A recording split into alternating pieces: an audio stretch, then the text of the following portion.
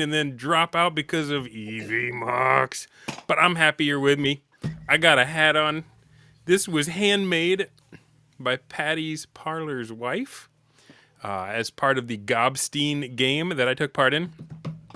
So I just got it in the mail, and I was thrilled to put it on. It's not exactly seasonal. I mean, it is still the summer here in the northern hemisphere, but I'm down in a man cave basement, and it's cold, so I'm actually happy for it. So let's get into it. Matthew, like what? Like the day of, you were like, "Hey, man, you want to join a BarrowStein?"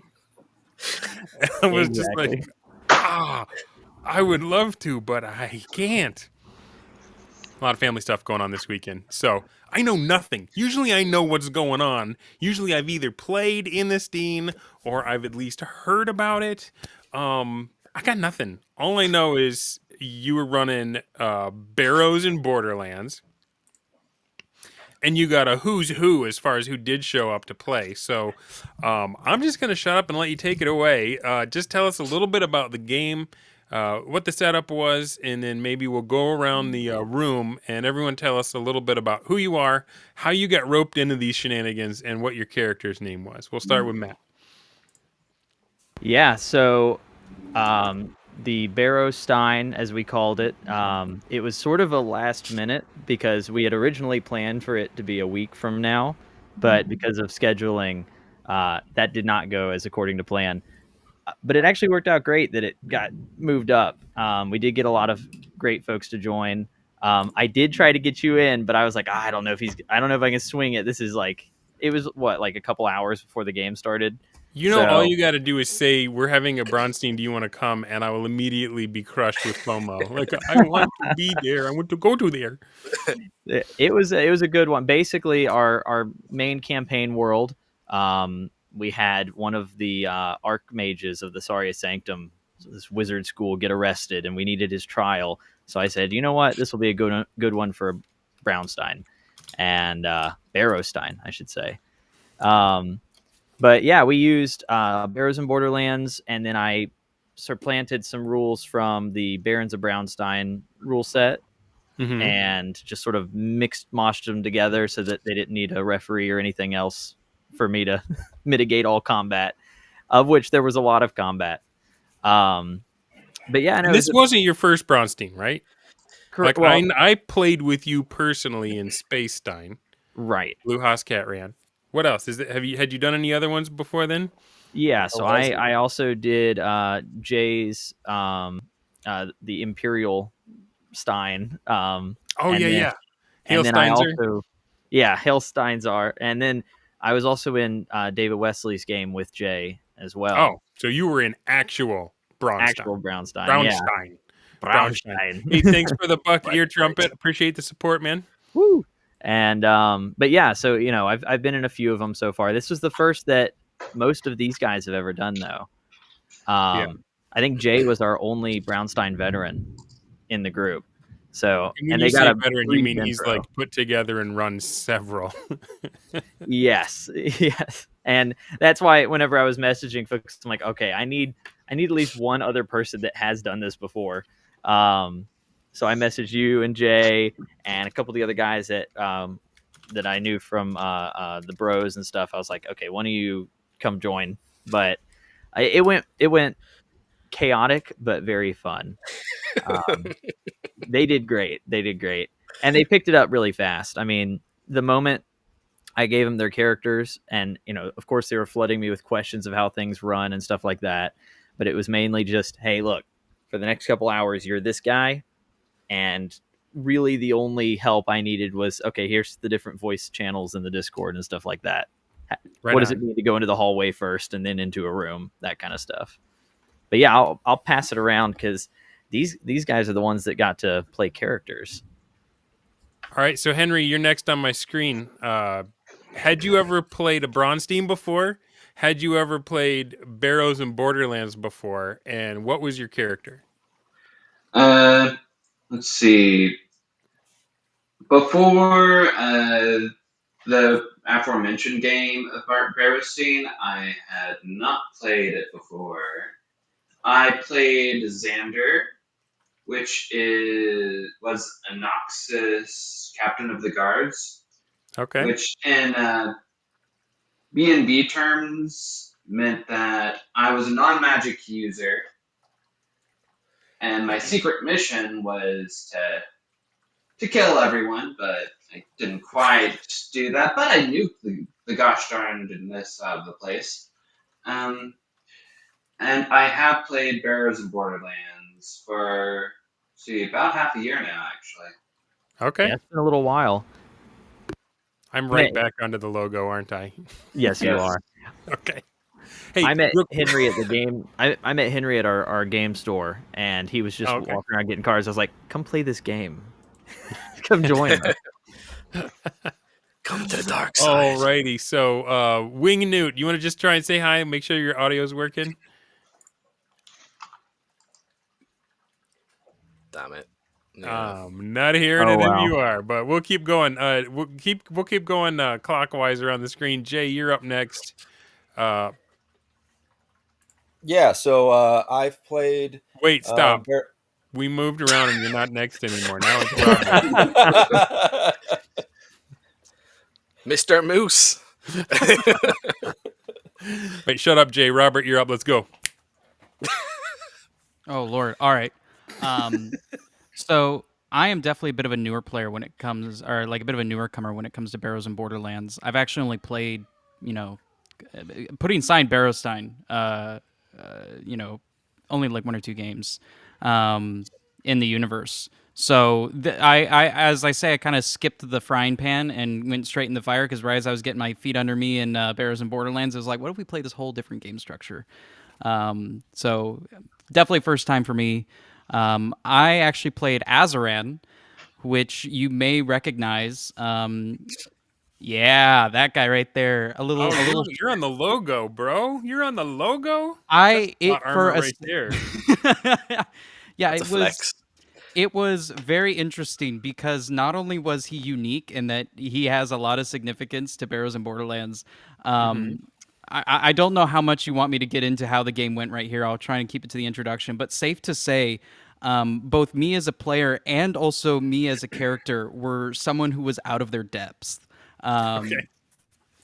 In good ways and in hilarious ways. It played out in probably the best ways it probably could have. But to kind of intro, if you don't know who Azaran is, he claims he's the greatest wizard of all time. And he does a lot to make you believe that. To the degree to which that story goes, I'll kind of keep to my chest right now. But is there still like fog of war stuff that we need to be careful about? I have no idea. That's why I okay, cool. So I can just okay, yeah. So he doesn't actually know any magic, like at all. And so it was a wizard Stein, by the way. Everybody knew magic except him. Oh yeah, that's dangerous. And so and the Noxium guard.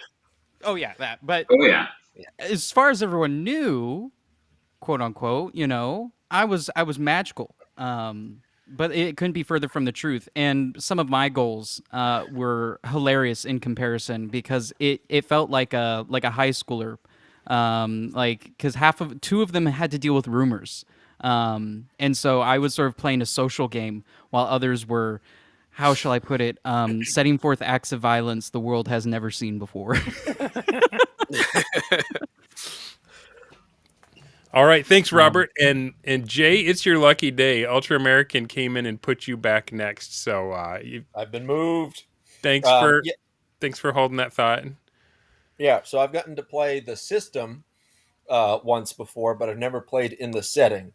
So that was definitely interesting. I was like, I have no clue what's going on setting wise, but I played Malkazadan, who was a cool like ancient robot guy who's been around since like before the Sorcerer King was a thing or something like that. I don't know. He's been around for forever, and I got a lot of cool goals. And luckily, I've played plenty of Steens before, so I had just come back from the woods. I spent almost a full week in the woods. Just and then doing night danger games out in the woods, huh? Yeah, pretty much. And then And then I get a message from Matt being like, "Hey, do you want to join?" And I felt bad because I had unfortunately had to cancel something I had planned the night before with you guys, but well, at least with Thunder. But I was like, "Oh, all right, well, It's a yeah, consolation prize, right? And you didn't have to run right, it. yeah." And so then it was like, "Is it how many hours? Okay, yeah, I can do that."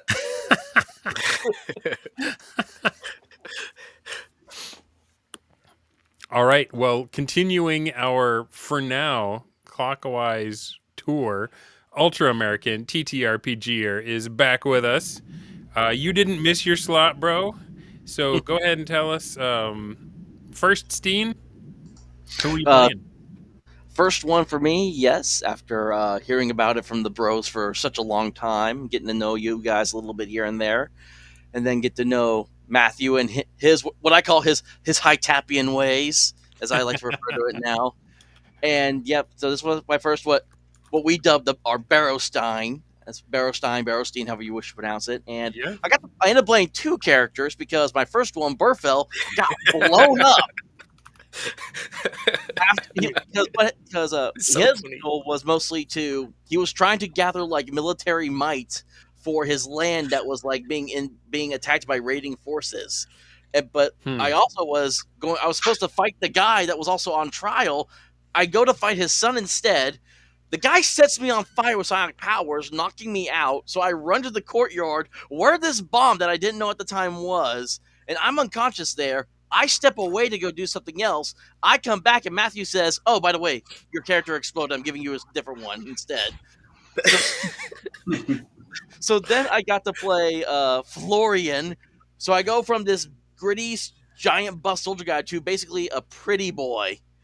Where basically I was playing like he was like from K-pop Demon Hunter. He was like gasp pose kind of deal. That's what I was doing with him. And then he drank the wine and got a freaking chest burster that came out of his ass, and he died with the ensuing finale explosion, which I'm sure Matthew will talk about that at some point when we get to that part. So I'm going to let him have that glory there about the chaotic finale. Wow, But it sounds like this was quite the Steen. I really missed out. yeah, It was As I said, That's an understatement. acts of violence never seen before. And so he's just like, yeah, I blowed up and there was a parasite. I'm out. And then he just drops. Oh my god, yeah, what the hell? He's like, I said my part. See ya. Okay. This is like musical chairs now. Now it's woofing. You're up, woofing. I wasn't ready. Good. Everybody, you got to be ready because it's moving around. Oh. Do I need to Still shut you, up? though. Still you, Okay, woofing. okay. Thank God. I've been playing tabletop role playing games for about, Matt, has it been like 3 years? It's roughly? been 4 years, I think, my dude. Yeah, 4 years. And Bears and Borderlands I've been playing since the conception. This is my first BarrowStein though, or BarrowStein, and I played Prince Dramamid, the first Prince of Erden, an absolute snake of a man. Deals with shadow magic and is just conniving, power hungry, that whole thing. And main thing, do you just want us to say experience or just like our experience with the game as well? Oh, that's fine. Just this is just the first pass of the radar. We'll get into the stories a little bit later. I'm just trying to set people, especially for people who've never played these types of games. They're probably like, "What kind of a fever dream? Are you guys even talking about role playing games at this point?" Yeah, okay, then that's it for me. All right, next up, I got JB. Hey, for starters, Dundermus, thank you for the opportunity. This is my first BarrowStein or BarrowStein type game. I've been heavily playing Barrows and Borderlands, so it was kind of a nice change and an interesting set of circumstances. My character was Zarly Corthon. He's the fifth Prince of Erden, and it was really fun seeing not only how he developed with me playing him, but just everyone else around him and like the organic conversations was really cool. Right on.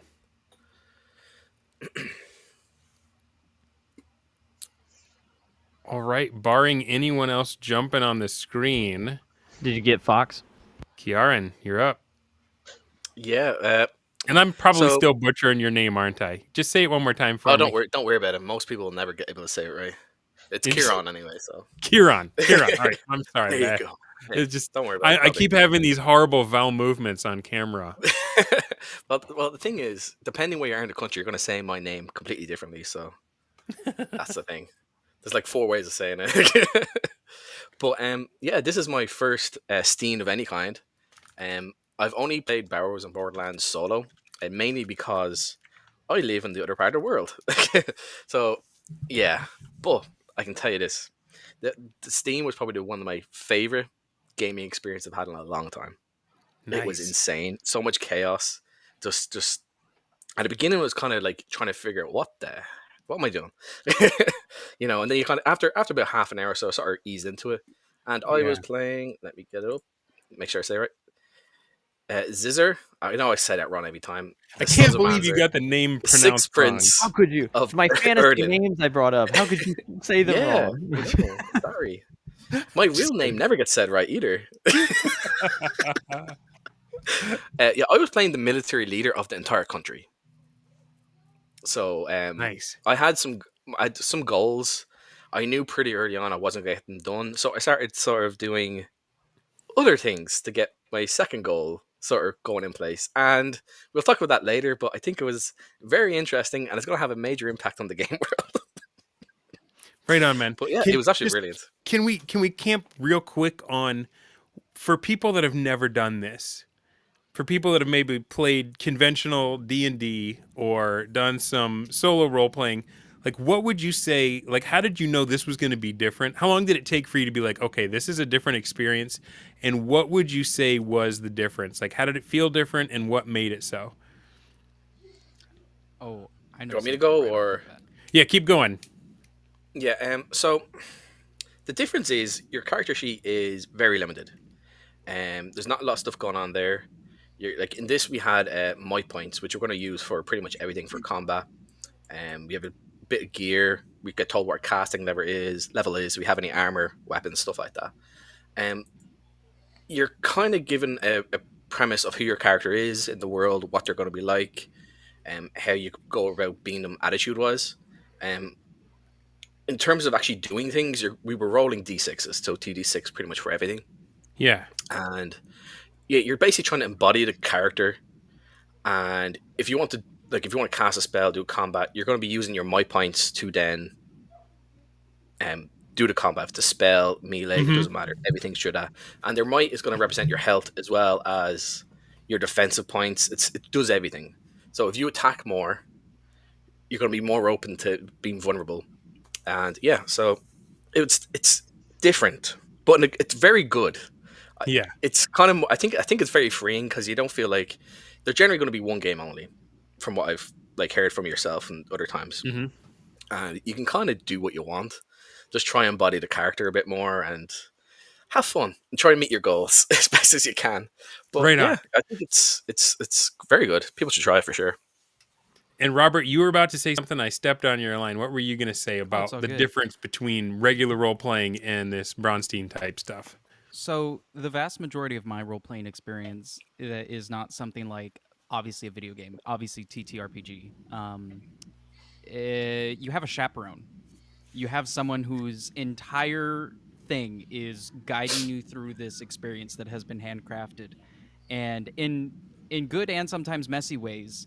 You do not have that here. It is everyone has to be, for a lack of a better way of putting it, sort of they have to have their head in the game, both in like a meta way and also in a like you just genuinely have to be role playing. Otherwise, it doesn't work. Especially this one. This one, at least for my character, had a big focus on social aspects. It wasn't just sort of mechanics, if that makes sense. Yeah. So for me, that was the big thing. There was. I don't know how much time I have to answer this question, but effectively, my first action, due to socially being like, man, I got no idea what's going on. I was like, what would I do? I was like, oh, I'd go to the dining hall and get some food and drink, because if I just came for a long, come to find out, that was one of the things that doomed my character, was that decision. And so I'm hungry, there and was now some, you die. yes. The best part was, that was the very beginning of the game, and it came up right at the end. Right at the end. Yeah. A long story short, it had something to do with the wine, and not only did I immediately drink the wine, I at several points throughout the game would, to fill in a quiet gap, say, "Oh, have you tried the wine? It's spectacular." Having no idea. Having no Okay. idea what I'd gone and done for myself. So the wine was the vector for the xenomorph to burst from your chest, yes? Yeah. Yes, that was And exactly mine. what happened. Okay, Yes. so can I ask, was the wine that way on purpose from the beginning as created by the DM, or did one of you lot put the eggs in the wine? So that was, I'm sure Matthew can add some more to this, but what was kind of fun is I asked the attendant in the dining hall for wine, I think approximately 10 seconds after, in this multi-hour game, about 10 seconds after the person whose one of their goals it was poisoned the wine. I walked straight into it, hook, line, and sinker. Anybody here want to fess up, or is that still in the fog of war? So I can say who it was, but can I also, real quick, like 30 seconds, just explain?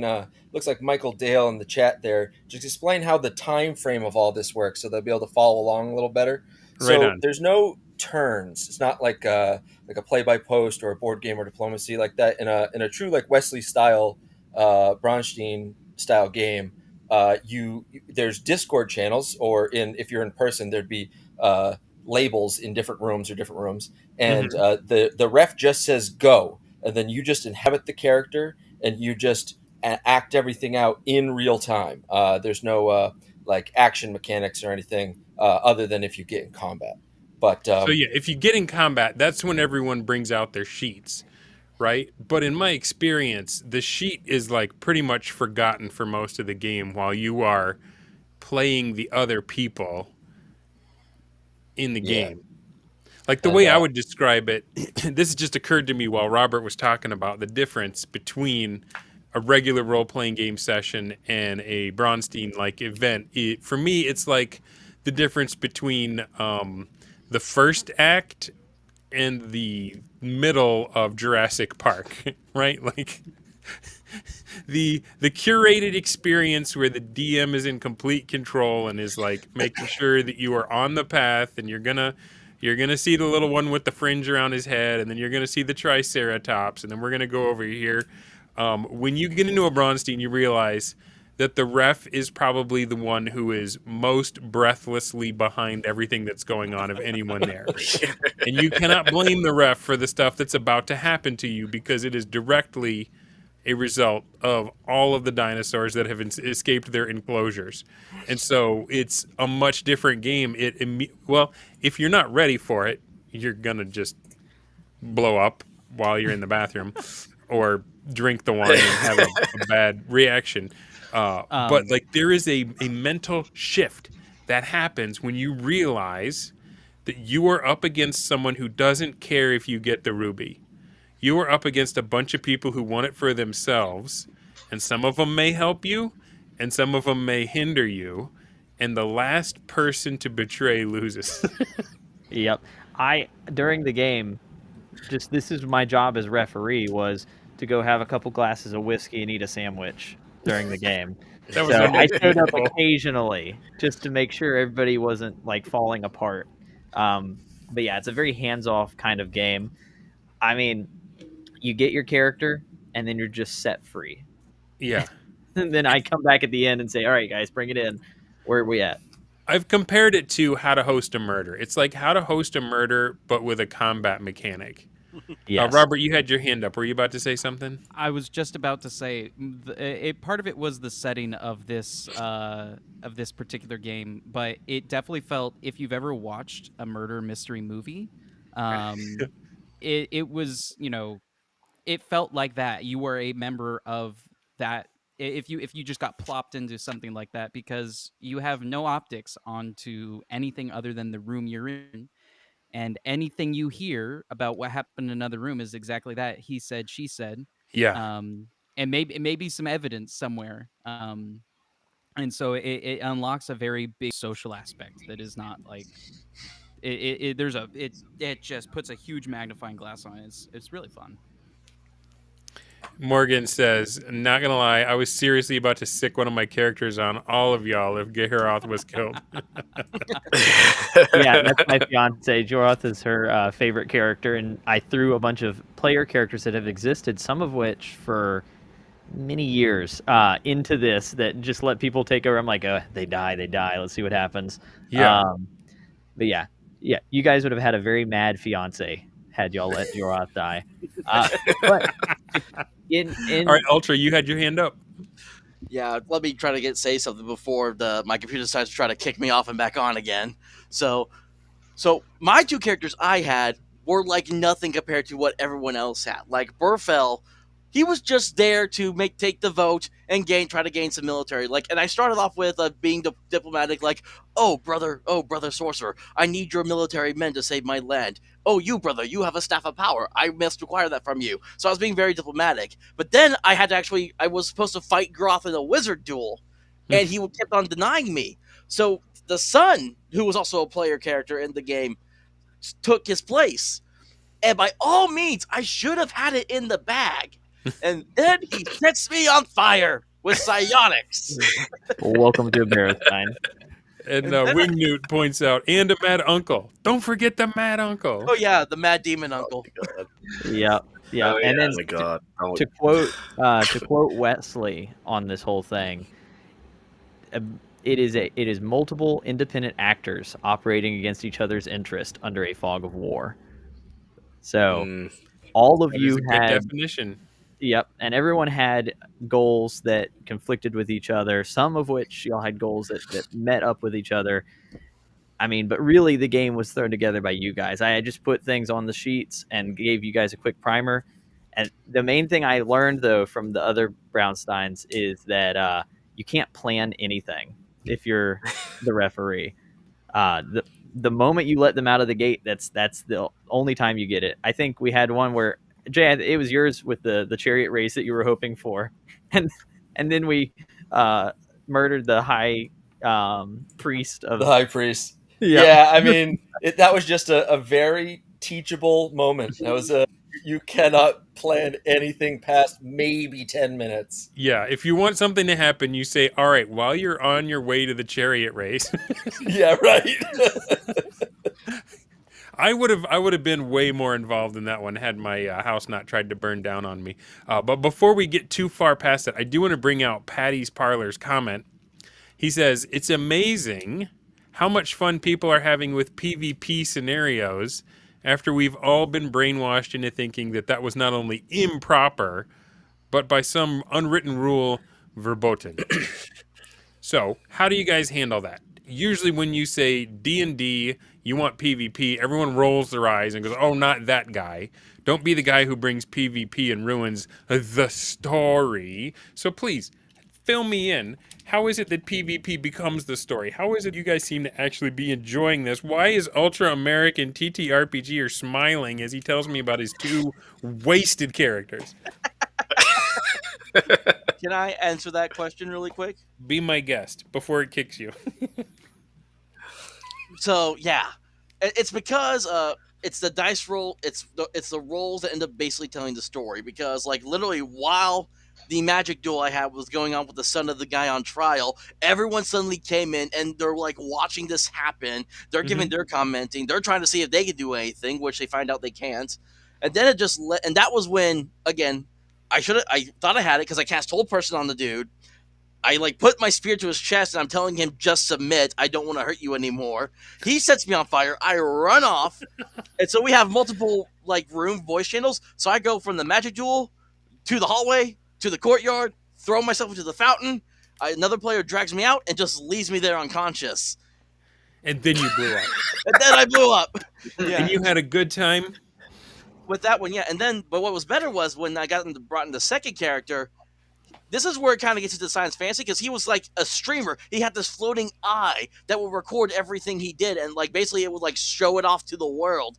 And literally, one of the goals that he had, I had to challenge someone to a dance-off. So to avenge my fallen character, Oh, I challenged the guy that set him on fire to a dance-off, and won.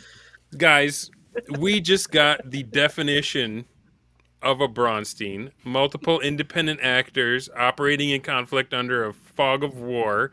We just got a dance off. I know he's not been around since February, but does he get any more Jeffro than this stream, yo? It's like, yeah, Yeah, and again, like Florian was such a complete opposite, and I just went right into it like, "You have bested my brother. I challenge thee to a duel." Pose. Right. Robert, how about you? How did you feel? How is it that the traditional advice about PvP is so wrong when it comes to this playstyle? I think a big reason people roll their eyes at PvP in D&D is I mean, there's always outliers, but I'd say generally the format of D&D is you've got this quest, you've got this goal, and so the A plot, is you've got your big evil baddie who is managed by the DM, and unless and I'd say the closest time it gets done correctly is when it's a carefully done PvP, that is, so a conflict between player characters. Is it even when it's done well, it ends up sort of being like a B plot of maybe there's a detail of like someone's related to someone else or something else. But unless your players are locked in and ready to play that with you and work with you on creating a really interesting story, the motivations for players wanting to fight with each other just usually feel ham-fisted and not they don't work with the story. I think this one sorry. Oh no, I was gonna say, so what I'm hearing you say is if the main point of the game is the story, then PvP is often seen as something that distracts or pulls people off of. It prevents them from getting to the story beats that they're waiting for.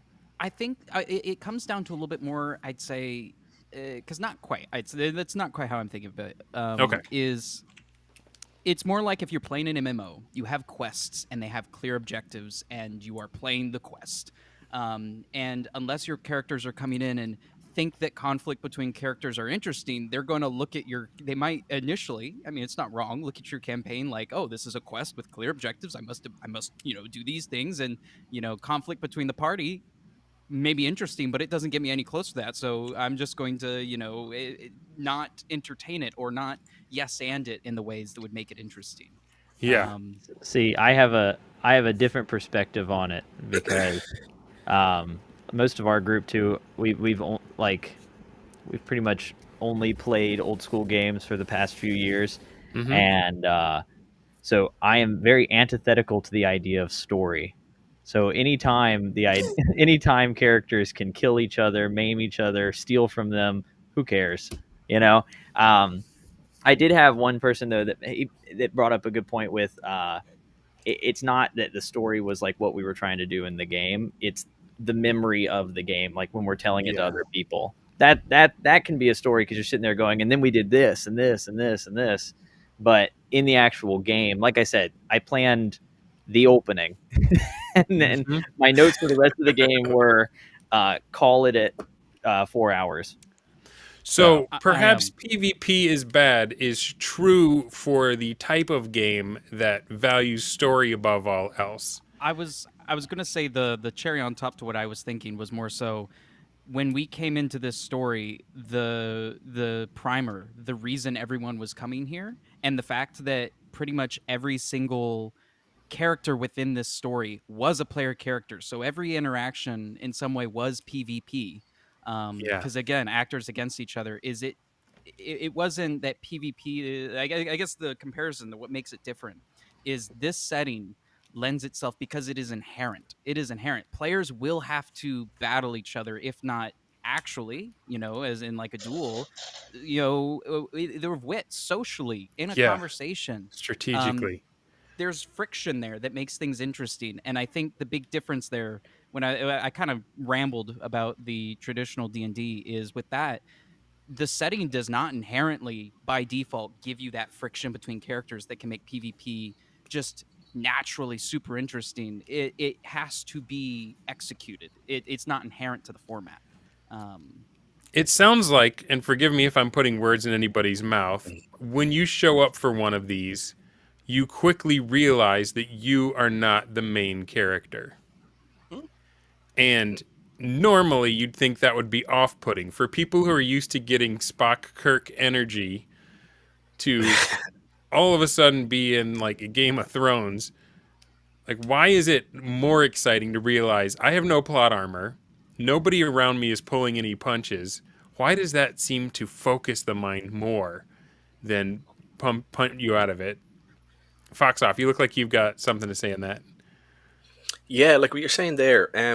You feel like a cog in a machine, and you don't know exactly what cog in the machine you are. Are you the big cog, or are you the little cog that's pushing everyone else around? You might not necessarily be the strongest, but maybe you can do a lot of political intrigue, that sort of stuff. Especially in this kind of game, that was essentially what I was trying to do with a military force. So, yeah, big cog with a big gun. Yeah. But yeah, it's just different, and I wasn't really sure what to expect. Like I've watched your channel a good few times actually, and you talk about BarrowSteins, and you talk about it. It sounds really interesting, but you don't really understand how interesting it actually is until you get in there, and then you start talking to some characters, and you're like, okay, cool. Then you go in the next room, you hear like a quarter of a conversation. You're like, what are these up to? Then you start getting paranoid. And then they all disappear, like they're up to something real bad, and then you're like, okay, no, oh, damn it. What I'll do, I'll go into a different room, go into the hallway, go somewhere else, and you hear another thing, and you're getting more paranoid. You're trying to figure it out. The next thing you know, people are trying to kill each other. Yeah. Yeah, so, yeah, I felt like it definitely had the Game of Thrones sort of feel to it, especially this kind of game, because, again, most of us were essentially royalty. So it definitely felt like everyone's trying to stab each other in the back in some way, or trying to gain power over the others. And yeah, that was. I'm interested in playing many more of these. That's all I'm going to say. I wanted to hear a little bit from JB, Wolfen, and Henry, because they've played a lot more of Barrows and Barrows and Borderlands with me. I almost said Barrows and Brownsteins. All right, but yeah, so y'all have seen sort of the way we do our normal games, and we use a lot of patron play, and we kind of just have an always on game anyway. But I know that y'all's goals in the game were quite different from the other player characters. But JB, what I know you had something you wanted to bring up earlier too, but if you wanted to talk to about what your little goal was. Well, to briefly comment on the whole PvP, it was really unique to see, when we're playing Barrows and Borderlands, it's almost like the conflict is inevitable. You're always rolling encounters, or you're doing dungeon crawl or stuff like that. So for me, for my character, I witnessed 2 of the 3 duels. Like, I saw the pot boiling over. It went from just like dissenting opinions and not agreeing with each other to like things getting a little more heated, up to, okay, well, I challenge you to a duel. And everyone's just like, wait a minute, what's going on? Like, is this legal? Oh, it is legal. What's So I agree with Robert. The PvP is almost inevitable, but it's almost like a different PvP. It's like fighting with your brothers versus a stranger in the streets. And interesting. To Matt's question, as far as my goals, oh goodness. So for starters, Zarly Corthon is a party animal. So I'm so happy that I made sure to say that I brought my own wine, because that's all he does is sit at the arena and drink his wine and enjoy a good time. So I had my mini wifes bring tons of booze with me. So I was able to dodge the poison, thankfully. But like I had to creep into the king's room to steal a map, and I evaded a bomb that was placed in there. I could have died there. And then I worked with other players, and I tried to gain their trust by telling them that I'd vote for one or the other, even though I truly didn't care what the vote was. I was just there to see if there was any good times. And they're like, oh, here, well, you know what? If you're gonna say that you'll vote guilty, here's just a secret passage to the vault room. And I'm like, oh, okay. Well, while everyone's distracted, I'm just gonna steal all the money. You know? Right on, man. So just That's how it being goes. able to have the mischief and the chaos behind that some people might find out about or will never hear about was just it was meta. Yeah. It was so good.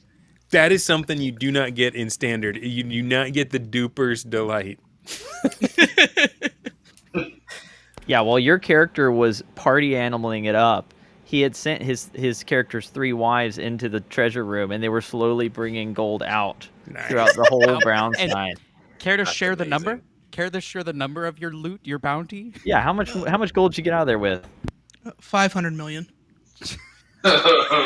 Holy crap! And it was How more than strong are 3. your wives, man. That's so think of how much that gold weighs. yeah, so he has 132 wives and concubines. I was So picturing 3 or 4. So I have 3 that was following me around everywhere I went. But I was like, you know what? If I have 80 other wives in this palace, I'm just gonna be like, hey, I need like an assembly line, just like 2 at a time, walk together, brigade. walk in, walk out.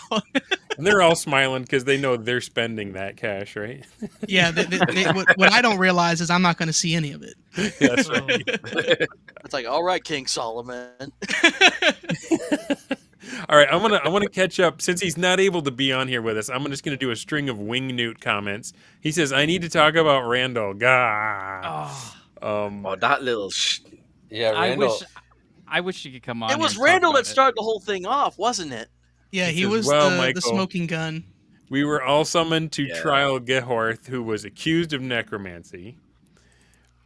A trial of his wizardly peers.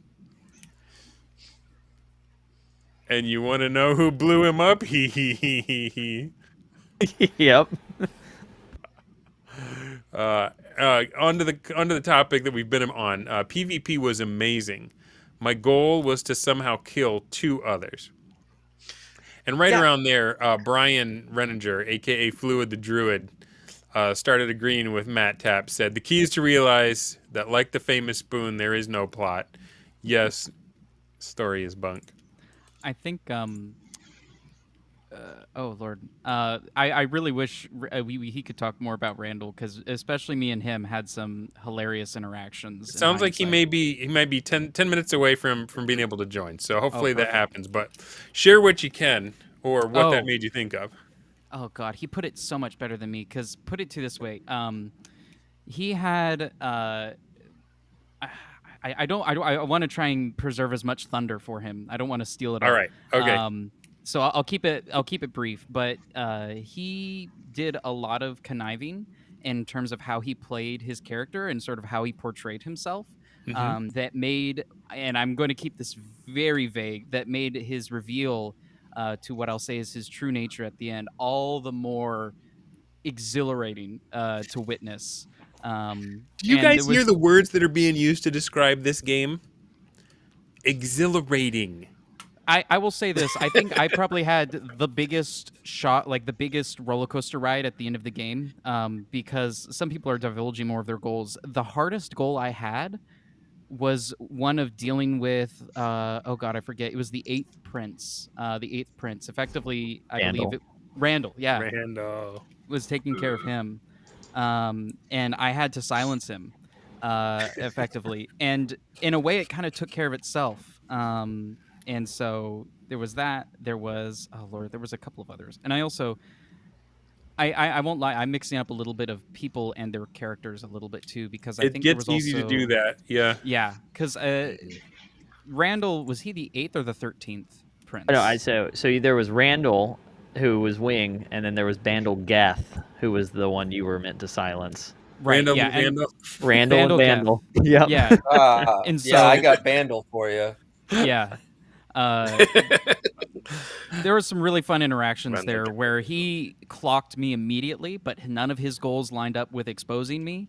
And so there were several points too where inadvertently, unbeknownst to I had no knowledge of it, I would foil some of his schemes and plots. Because my second hardest goal, I'd say, was effectively, I didn't mention this in my character intro, but Azaran runs an identification chamber in the Barrows and Borderlands. And, not being exactly a magic wielder, he kind of needs a lot of funds to make that happen. Yeah. So one of my goals was to literally just collect money and get investments into my business. And so, you know, You in bet the you high, didn't have 136 wives. I know. More like Hey, you know. 136 artifacts to look at. Well, um, I also, I mean, I wanted to as well hear from Wolfen and Henry because they haven't gotten to say too much, but Yeah. their experience, because this was also their first time doing a BarrowStein style game, but they've been gaming with me for a long time, like JB has. So, Well, I mean, to stick to the point of PvP, I suppose.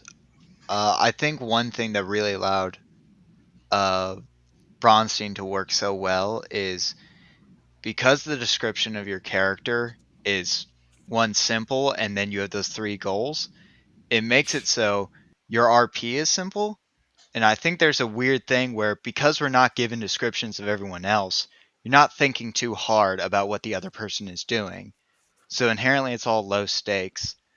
But then there's something so fun about hearing someone talk and immediately knowing what they're about, as opposed to doing like a, you know, 5-paragraph exchange with someone else and like, okay, like what do you want?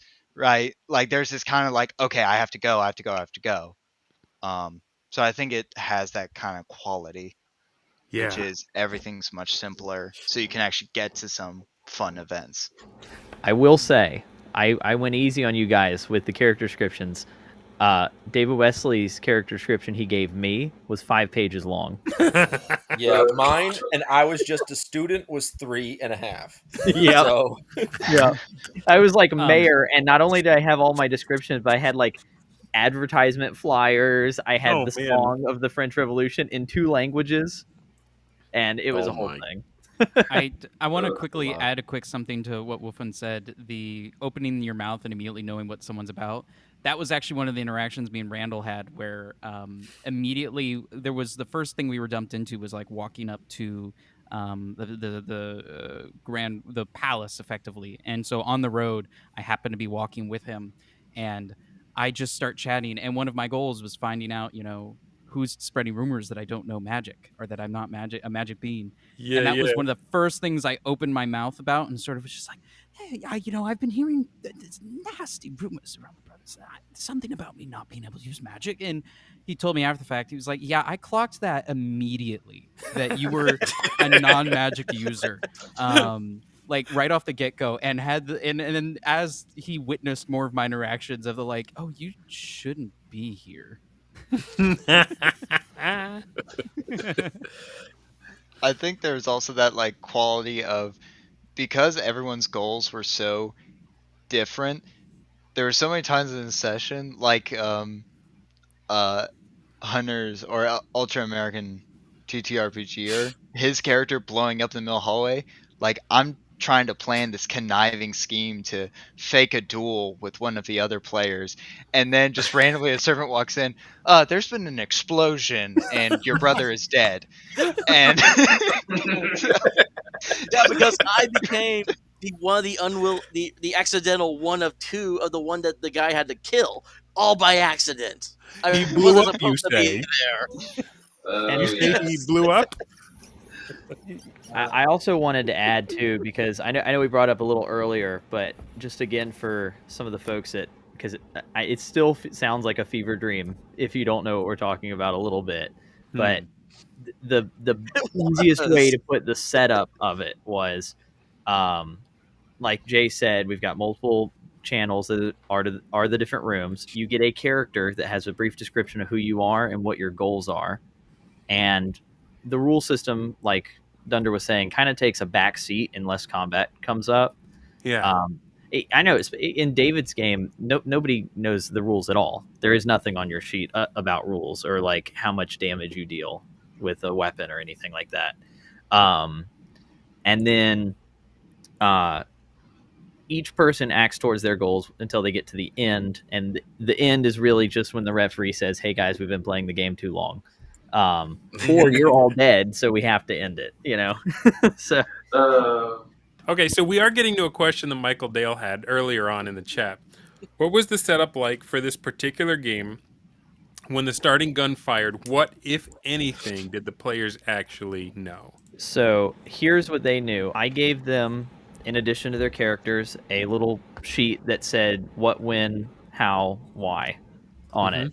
And I basically said, you guys are here because you're all sorcerer princes. You're trying to um, resolve this trial from your other brother, who is also a sorcerer prince, and he's on trial for necromancy. So you guys are either wanting him guilty or innocent, or you don't care. But you have to show up because you guys, it's your duty as a statesman. And then after doing that, I did have a brief talk with everybody beforehand and went over how the different rooms work and what to do if it says a door is locked. Like if I put L in front of a Discord channel, that means you can't go in unless you knock on it. Yeah. Little stuff like that, but that's all. Where did you pick that nitty-gritty. practice up? Because I've seen that in Jay's Steins. Yeah, that's where I picked it up from with the Okay. locked door. Because normally, I just kind of wouldn't do the locked door because I didn't know how to mitigate that. And then I Yeah. noticed him and his was he would just put locked in front of him. Like, no, yeah, of course. But I either stole that from Crom or Obsessor, so don't give the credit to me. Okay. They stole it from somewhere else. Right. When I said, Crom might have just made it up. That guy is an innovator. who knows? But as far as like starting the game, I did that brief introduction, and then I said, all right, this one is from Jay. I started some people on the Western Road and some on the Eastern Road voice channels. That way they could kind of get a chance to practice a little role play with one or two people on the road. Especially for new players, that was a really good idea. And then after about 5 minutes, I brought the first group in, and then another 5 minutes, I brought the next group in to the main grand hall. They explored a little bit, and then I sent a message out saying that the Sorcerer King needs everybody in the grand hall, and then I gave the real introduction of, here's why your brother's on trial, here is the exact crime, and now you guys go free into my halls, and in 4 hours I will call you all to see how you feel, to make your vote. And you know, if you're doing it in different locations, it can work a little different. I know we've got another one planned that's going to be a lot like Jay's, because our emperor was assassinated. So we're going to have to have an election from the Senate. But you know, stuff like that will probably work about the same way. You get a primer, start in the voice channels, and then get into the game. If you're doing it in person, though, you can just set up, if you got a big enough room, put a piece of paper on the wall in different corner segments of the room that says like bank or office or whatever, and those become your different rooms. So when people physically walk into them, they're considered in there. Right on. Then, yeah. Yeah. Oh, to kind of butt in, I did not get any of the introduction because I arrived late. So basically, how did that flavor your experience, Henry?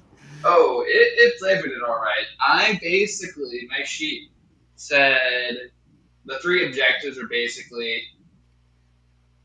you hate the guts of mages, but you've been undercover for years, decades even. 2, you have a nuclear bomb on you, so don't get caught. 3, kill as many mages as you can with said nuclear bomb.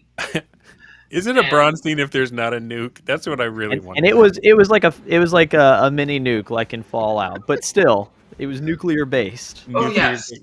So the entire time I was just kind of standing in the background, lurking like a shark for prey. Unfortunately, people were kind of clumped up together, and I almost got one person, but unfortunately there were guards there, so I was like, dang it, I couldn't stab them in the chest. So for me, it was more like a throwing people off any suspicion of me whatsoever. I think another quality to kind of build off of the whole expectation thing, which I don't know if this is so much first time playing, but going in, I assumed everyone's goals was kind of along the lines of political intrigue, like, oh, just manipulate people into this vote. Mm-hmm. So on top of the things blowing up in the middle of the game, when at the very end in the throne room, that's where the nuke went off, right, Henry? It Yes. was in the king's chambers, Yeah. which then blew up the king's chamber, the courtroom. Yeah. And just to be clear, the nuke was not the thing that blew up Hunter, right? No, there were two so bombs. I see Wing Newt's here now. Yes, he let is. him talk about it, and then he needs to start off how all this ish went down. Yeah, Wing I Newt, also catch need to us know up. You about need to the start at the demon. beginning. Who Yeah. you were, who's Randall, what all you know, and when did you know it? All right, so I, starting as Randall, as some people mentioned, the crazy uncle for the certain Xerxes that had, whose father was on trial. Now, my goal there was to make sure Gerhoff was not killed as part of being made guilty, but exiled, because, and I took it to mean as the demon-blooded uncle. So on Xerxes' mother's side of the family, I'm playing uncle. I'm going to pester my brother-in-law. And my second goal was to torment Xerxes.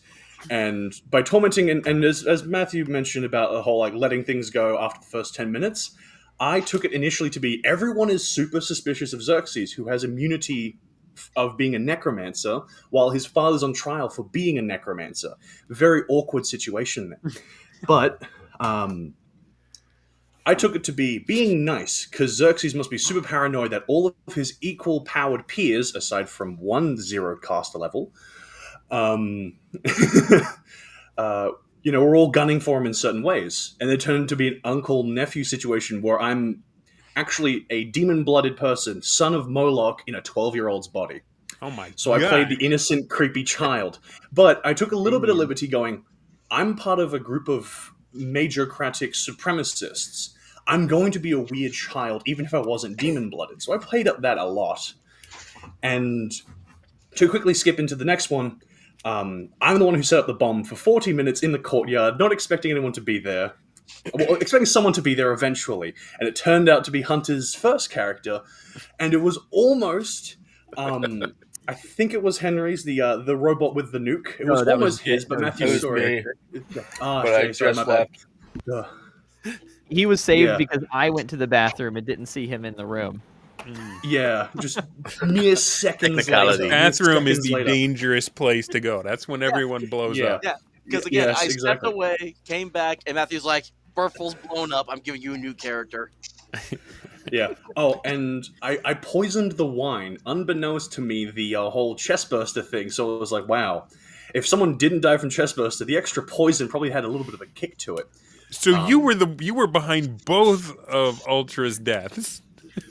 No. Well, I poisoned the wine that was super poisoned by chestbursters. So I don't know if I helped or if mine was overpowered. Oh, that wine was double poisoned. So the chestburster guy is actually not here right now. He was playing an alien, and the alien was trying to spread his galactic seed, and so he's not here for this.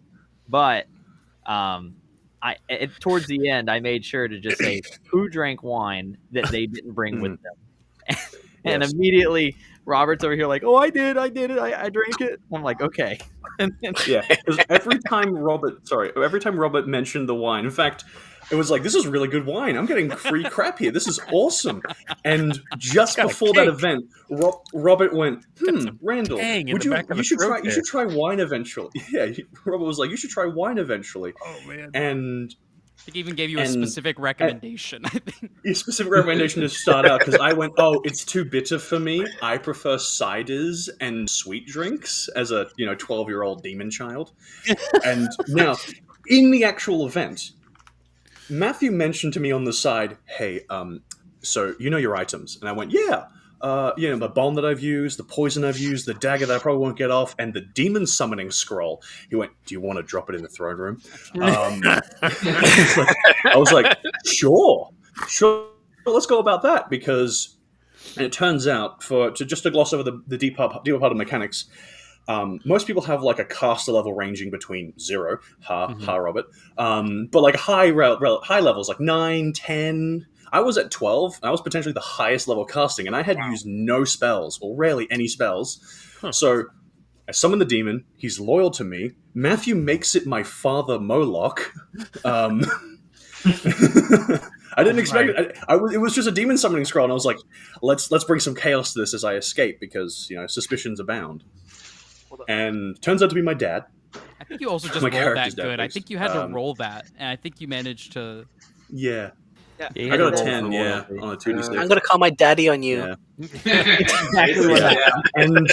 And so it happens is the chest bursters happened, then the demon happened, and then Fox over here it went protect the sorcerer king and summoned a red dragon to fight the fight Moloch. Nice.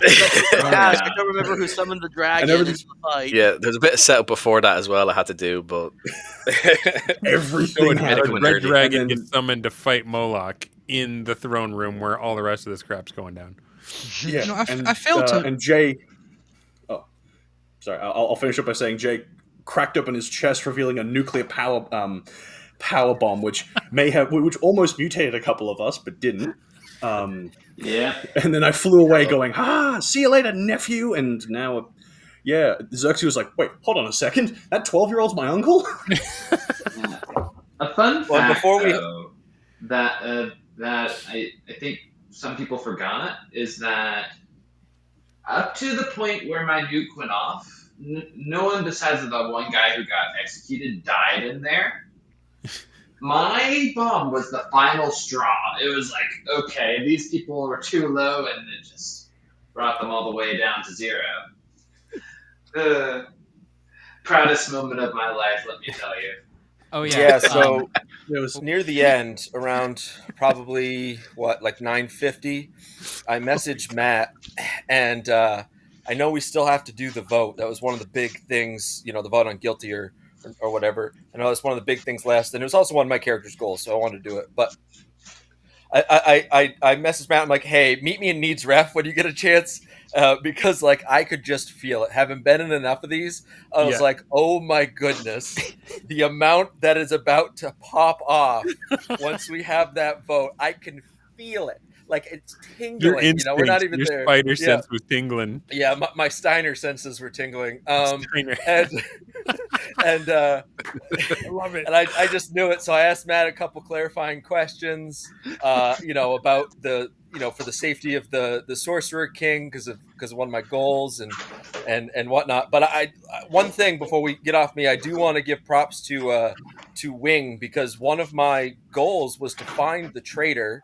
Or traders, and so I had, after getting attacked, the Baden Geth, the alien guy that put all of the chest bursters in the wine, I had a duel with him and locked him in the crypt for a while, but I knew there was another traitor. I could feel it. I was like, okay, I got to find another one, and I spent probably like 15 minutes hanging out with Wing's character, and like nothing didn't.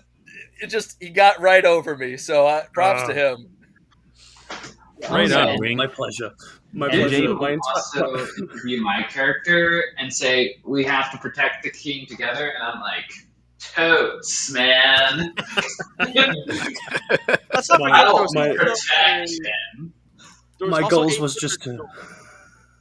Sorry. My goals were just to make my brother-in-law suffer a little bit, but not die. Pester my nephew and kill 2 people. I almost guaranteed I got the last one because I killed Hunter's first character, and then the alien character was locked up by Jay, and I was like, yeah, we could get him executed first off, and then there's 2 done. Now I just need to keep pestering my family members, and I didn't care about anyone else.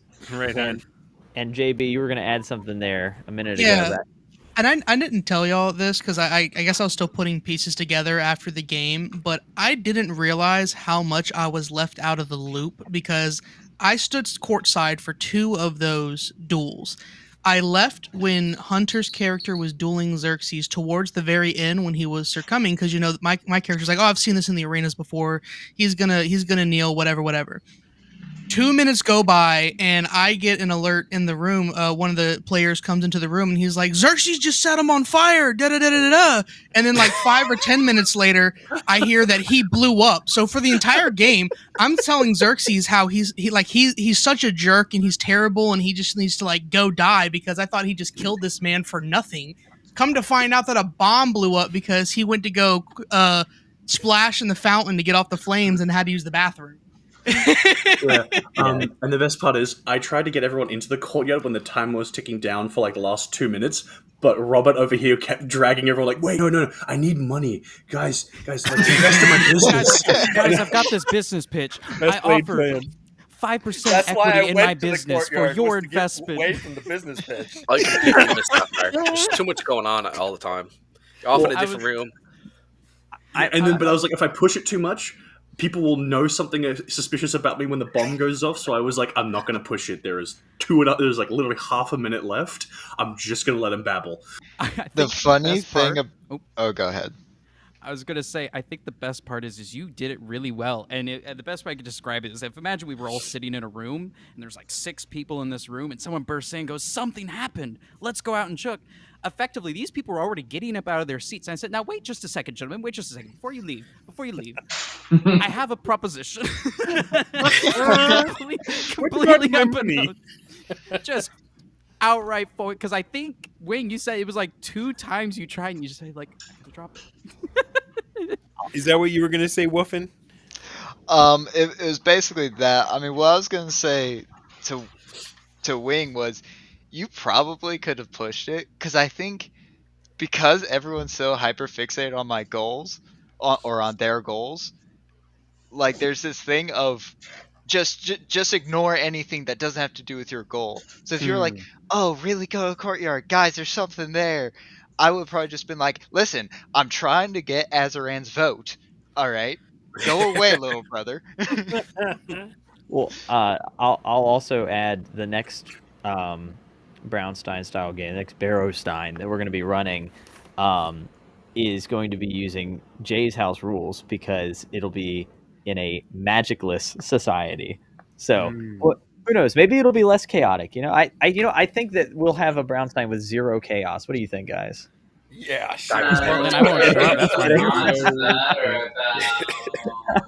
My experience playing LARPs, with LARPs, where I could make my character, there's always chaos, even in the most mundane situations of, oh, we just need to organize a business transaction. Someone tried to assassinate me for no reason on a Tuesday. It's less fun if there's no chaos. But I did want to hear, because you brought up the demon summoning, Fox, you had a response to the demon summon. By the way, all of this culminated at the same time. Yeah. Game time, I think, was like the span of 1 minute. Yes. I had like 5 people message me saying, hey, I'm going to go ahead and plant this bomb in this room. And then the next person goes, I'm going to go ahead and set up the demon summoning thing right here. And then just one after the other. And I'm like, oh man, this is going to, okay. But Fox, what did you have in response to the demon summoning? Yeah, so, well, just before that, I had a dragon available. I had it earlier. I sent to Matt that, okay, I think there's conspiracy going on, because I'm trying to do a coup myself, but I think other people are trying to do a coup based on what I've heard. So I was like, okay, I'm going to get the dragon to come in closer, so when I call it, it'll come in much faster. Otherwise, it takes, I think it was 3 or 4 turns. So I was like, okay, I'll do that. Then, a little while later, we go to Grand Hall. All this chaos started popping off left, right, and center. I was like, okay. When we went in turns, I was like, okay. So when I was thinking my turn, I'm gonna call that damn dragon in, and then in response, me calling in the dragon also was a signal to my other troops to come into the castle, which is still in process, because there's been a coup against the king, and or I am as the military leader have been murdered, which also led to another response that I sent out to the troops around the entire country. There's been a coup, and the king is dead. So that dragon caused all that to happen. The dragon bursts through, starts fighting with the demon, and then even more chaos started going off. So it was the most perfect chaotic Did your guys get Insane time entry? ever. Like when the dragon came in, were they able to like boot in the door and like charge like that scene from Christmas Vacation with the SWAT? No, the troops they are still on the way to the castle by the time we finished, so they'll Oh, I be a good see. bit away. We're Yeah. talking days rides Oh, away, so and they stuff. weren't hiding in the bushes. They were like, "Oh, No, there's no, a no. dragon on the horizon. I- We I better had- go." I still have to resolve all of this in the background You that you got guys homework, have just done. bro. You got I homework. know. I'm What gonna are you have to putting make on my the. show for? You should be I'm doing gonna your have to make homework. like a Borderlands newspaper or something. We've got like an Yeah, because epilogue like that Matt has to gave me happen. 300,000 troops that were free, not including the millions of troops potentially around the entire country. So there's gonna be mass chaos.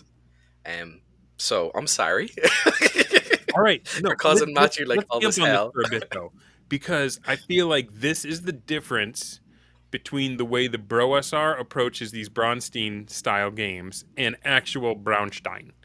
Right? Actual Braunstein is one night, it's one event, kind of like you were saying, Kieran, about some of the other ones you've seen on my channel, where it like just happens and it's like it's its own thing, and you put the toys back in the box when you're done.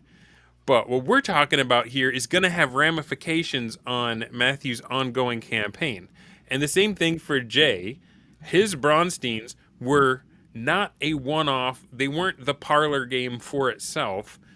They were a tool applied to an ongoing campaign to keep it from stagnating, to get a bunch of passion and buy-in, and fascination, and you are not the DM staying up late writing lore and hoping that the Get Along gang can uncover it as they bumble towards the ruby, right? You are just outsourcing it to the most passionate people who are going to come in completely selfishly, play only their own character, and they are going to come up with something in their striving that you never would have been able to invent on your own whole cloth.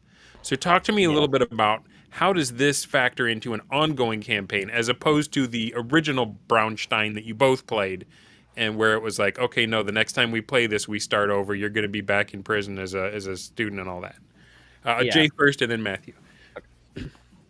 All right, yeah. So I think that's really the secret sauce. What like people should be aiming for, right? Like not that Wesley's wasn't super fun. It was for sure. But like when you have these events that are then going to tie in and connect to further games, then there's much more weight and stakes, and like the story doesn't just end there. So what's cool about Wesley's is that lots of people can share the same story. Hey, when I did it, this happened. When I did it, this happened. But Yeah. with the style where it's part of a campaign, it's we ran a Steen, this happened, and now Macrease's empire is emperor of the the empire. So Yeah. like He played that's the crap what out I of that, think. it sounded like. He did a very good job. But yeah, so I'll shoot it to Matt. But that's what I think about that.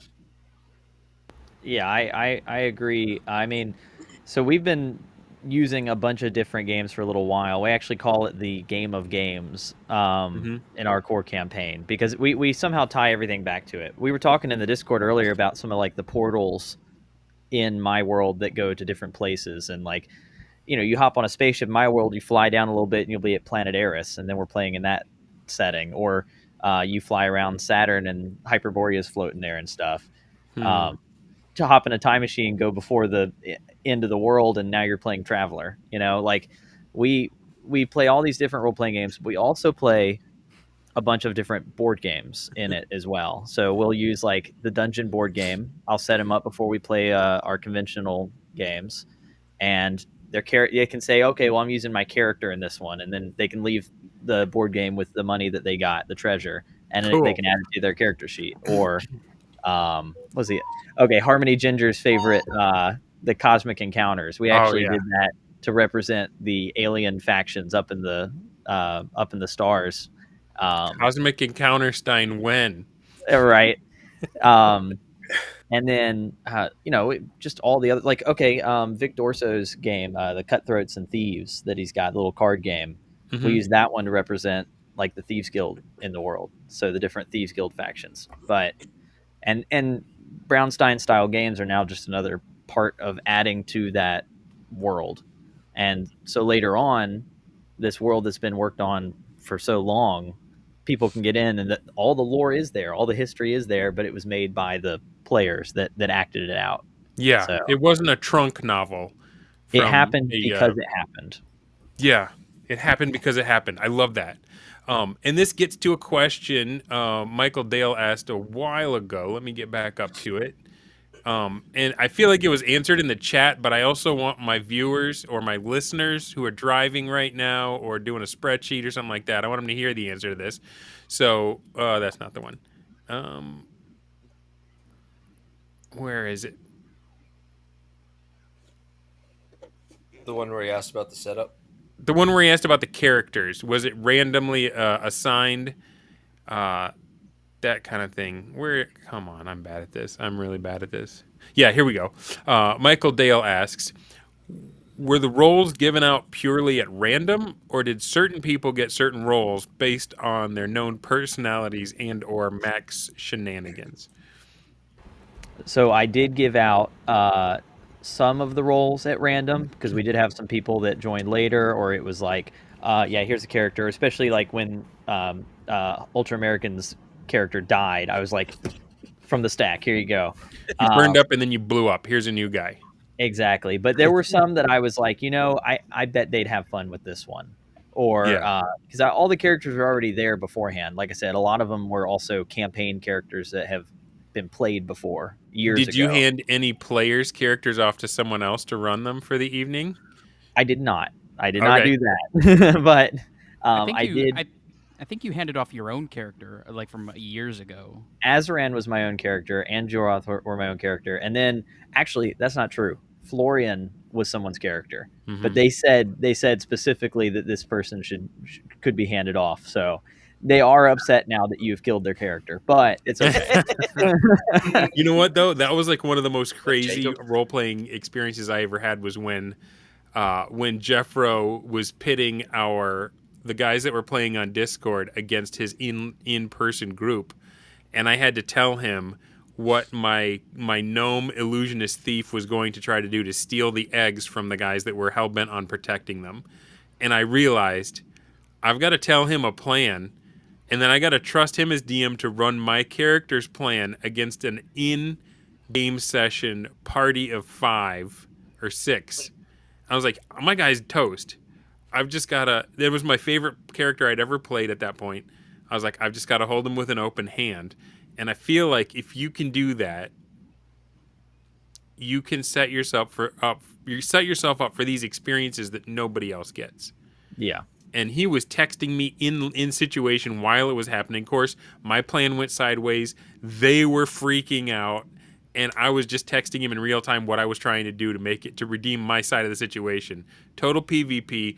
Everyone was engrossed and everyone was engaged. But like you said, if this is part of the ongoing world, your guys aren't going to be as foolhardy as they might otherwise. I don't know. Maybe not. Maybe if it's like their first time playing with your group and they don't know who the character is, they'll be like, whatever. I'm done at the end of the night. But like just knowing that the consequence, like someone's going to have to live with these consequences, lends a weight to it. Kieran, you are smiling over there. Do you have? What are you thinking about in this moment? No, it's just when you said that, because that was my first game, like actual game in the world of Barrows and Borderlands. So I played solo, but this is my first proper game. It was so. As you were saying that, the consequences. Oh no, I was just like, yeah, I'm sorry. Hey, no, it's okay. I'm fine with all of them except Robert killed the mascot of the game. So thanks, bud. No, I'm just kidding. So let me tell you though. I gave him. Well, I shouldn't say I gave him. I walked him into a fitting send-off, I'd say, for his character. Yes, you did. Because Lord knows I did not make any decisions that impacted. Hey, this isn't the first time though that Azaran has had an alternate version of himself from a different timeline show up, because his evil twin is somewhere out in the world as well. But yeah, no, it was pretty cool to see how they took those characters and made them their own. And I know a few of you guys were like, yeah, I've got the goal, but can I tweak it like this? I actually had some of you message me before the game and say, I know that the goal says this and the characters are this, but I feel like this guy might want to actually do this. Can I do something like that instead? Sure. Why? The moment I give you the character, it's not mine anymore. Yeah. So in that mind, and I want to hear from Matt and Jay, what is your goal when you create goals? Are you trying to establish win conditions, or are you just trying to get them from 0 to 1 to where they can start the ball rolling, and you're totally fine if they come up with their own goals that are more satisfying to them? Matthew first, and then Jay. Yeah, I'm trying to get the ball rolling. Some of them are like, this character has had this goal for a while, like especially if they're already established. But some of them were like, okay, well, this is their first time doing it. Let's get the ball rolling. If they do change the goals, then that's fine. Like I said, is their character now. But yeah, I think it helps to get them started. But at the end of my Stein encounters, I have the other players vote on who they think won the night. Okay. And that it's more of a what's it, like consolation prize, like you won tonight, because really we all had a good time. We all won by playing the game. Yeah. Sometimes I have lost the hardest, and I know for a fact that I had more fun than anyone else playing. Yeah.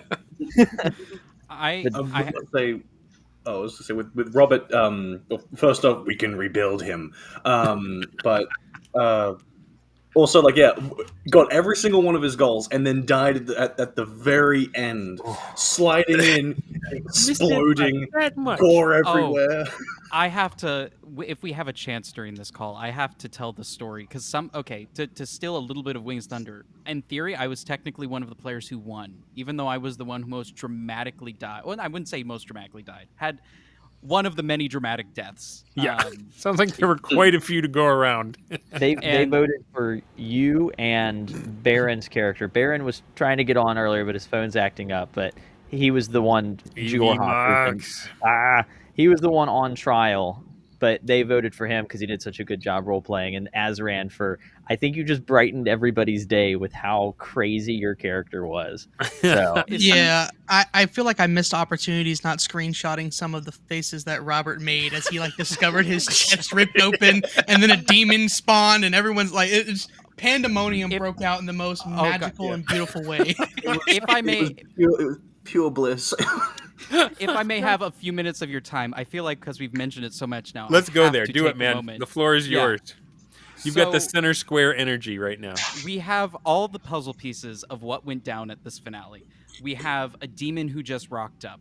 We have someone who was just executed. We have chest bursters. We have a nuclear bomb going off. We have did I already mention the dragon? Yeah. So quite a few events. You're forgetting, Robert. You're forgetting the magic duel that was happening in between two other characters. Oh, yes. Right. Time. The two people fighting each other while this was all happening. So for a non-magical character, effectively a guy who I could just say is like someone who got, like a stockbroker, effectively just dropped in, but like a particularly sleazy stockbroker is almost how I imagined Azran. This was his 9/11 because a literal bomb, the way he died was a literal bomb going off. And I think this is a detail we're glossing over. When the bomb went off, we're in a big tower. A massive part of the tower fell onto the town below. This is his, he's just sat there, chest burster coming out of his chest. Like a demon has spawned in front of him, an iron wall. There's who we thought were brothers, who we thought were on the same team. Yeah, that. Suddenly all, it's fisticuffs all around. Sorcerer King, they've hit the second tower. A dragon comes bursting in through the wall. And then a bomb goes off and he gets flung out. And so this entire time, in the span of 1 minute, he has just sat there because Lord only knows he only got here because he managed to effectively parlor trick his way through magic school. And now he's at the table of all the leading magic users in the world, and he's so far out of his depths. Azran is known throughout the entire nation as the greatest mage of all time. Yes, he's hoodwinked. He's hoodwinked. The Wizard of Oz. Yes. And so the way it goes, and honestly, I do wish we had some screenshots because it was I in hindsight now looking at how it went down, it was great. I recorded the ending. Oh, fantastic! We'll get some screen grabs. the way my character dies. Also, I should mention the chest burster, which was one of the first things that happens, brings Azaran to 0 might. You don't die at 0 might, but pretty much anyone breathes in your direction and you're gone. You have no ability to do anything. So at this point, I am locked. I can't even perform actions. You can't do spells. You can't attack because those all take might. That's effectively your currency, your endurance. And so effectively at that point, it was like like a roller coaster. You know, the bar come down. I am sat there, and I will just have to be subject to whatever happens because Lord knows I can't do a single thing about it. Wow. And so, yeah, just the way Azaran went, it really embodied the fake it till you make it, just completely out of their depths. And because this was my first BarrowStein, you know, I really appreciate Wing's compliment of being like, yeah, I think he did a really good job of like, you know, fake it till you make it. Because I wasn't, for part of that, I wasn't role playing. I was faking it until I made it. You're like faking it till the world ends. Yes. Yeah, it was brilliant because when we walked to the tower, he was like, yeah, I want to do this, and he basically listed his goals from the get go. I want to get money. I want to figure out who's causing bullshit about me because I am totally sorry, super sorry about the BSing. You're good, I want to get money. I want to figure out who's spreading lies about me. By the way, I am a real wizard. I totally am, guys. Please believe me. And my 12-year-old character basically stared him in the eyes. If we were like in a room together, he would see me stare him dead in his eyes, fully believing that no, you are in fact just a regular person. And then he would see a flash of "I don't care though," and go, "Yeah, that's really strange. Why on earth would anyone think that we're not wizards?" Because the moment you were like, "Someone's making up bad things about me," I am actually. Well, yeah, I can imagine that. Why? I can imagine why that make you upset. I mean, yeah, we're all wizards here. Makes a tissue disappear. Yeah. Oh, and speaking of might, I cast like 2 spells the entire time prior, and I only used a bit of my might to like help summon the demon. So when everyone rocked up and Hunter was like, "I unsummoned the demon," and I was like, I have used barely any of my might, and I am the strongest wizard here. No, and everyone was like, "What?" This was the game that we mixed with Barrows and Borderlands to make it happen. So that one, BarrowStein. Yeah, I got my good old signed copy from David, but. Nice. Next one though, I think y'all are gonna like the Jay's little house rules with the whole Boot Hill thing going on. So, yeah, that was really fun. Yeah. So because we brought it up, the events that led up to Florian's demise was okay. So dance battle. We go to the courtroom or the grand hall. We vote.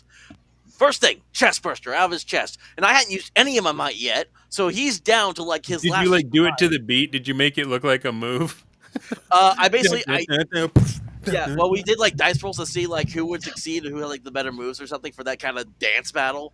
So I basically said like he snaps his fingers really and a hard, spotlight appears and a disco floor also appears suddenly out of nowhere. And that's what happens. But no, first, because I took the wine and I gave it to another character, but he used like cure poison and thing on it, so he didn't get affected by it.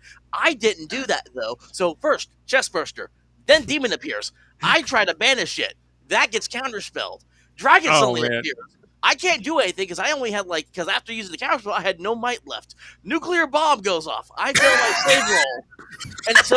And so as the dragon and the demon were falling down from the depth from the air, I also picture as my eye camera records as I am also, while dancing in the air, fall to my death. Total anime character. Oh, yeah, that totally reminds me. When so Azaran over the top. Oh, sorry. Oh, no, go ahead, Robert. When Azaran died, so he missed his roll by 1. I think needed a 9 in order to have like some rubble from the tower falling shield me from the blast, and I missed it. And I forget who it was. It might have been I forget who it might have been, but effectively someone had some spare might around, and it was floated the idea of like, oh shoot, does someone want to like, I guess, save Azaran, lend their might. And everyone sort of unanimously decided, it's like, what, that would be cool, but would be even funnier for this character is if this is how they went out. if this was their end. Everyone was like, "Oh, we could do." It was Den. It was the guy who played. The Den, whole room decided to kill Matt's mascot. Is what I'm hearing. Everyone effectively decided at that point, like, you know what, this is so fitting for this character. We need to go. Jay, he'll never have a more glorious death than this. Jay, did you have something you wanted to add? Because I know, Lord knows, I've been yapping about Azaran. So I was gonna ask, what does the AI AM stand for? Because That's AM. that AM, yeah. What is It's that? Azaran the magician? No. You ever read the short story? I have no mouth and I must scream. Okay. Oh yeah. You just uploaded that guy to the computer. So in the very beginning, this won't take me very long. In the very beginning of the Stein, I get to start in the palace because we did the scattered start, like from Hailsteinser, which I think is great that Matt used that. And but anyway, so I get to start in the palace, and so I go and I check out a couple places, and then I go to the library because I have this giant floppy disk with an AI on it to replace the Sorcerer King, and but it's going to take me 45 minutes, and there's going to be like a big upload bar. So if anyone goes into the library and asks what's going on, Matt's going to tell them you see a giant upload bar, and so I start uploading it from the very beginning, and lots of people come in, and I just start talking and distracting them whenever they come in. Oh and man. And I managed to finally upload it after 45 minutes, even though for part of it I have to have a sorcerer duel with the alien because he draws a ray gun on me. Oh man.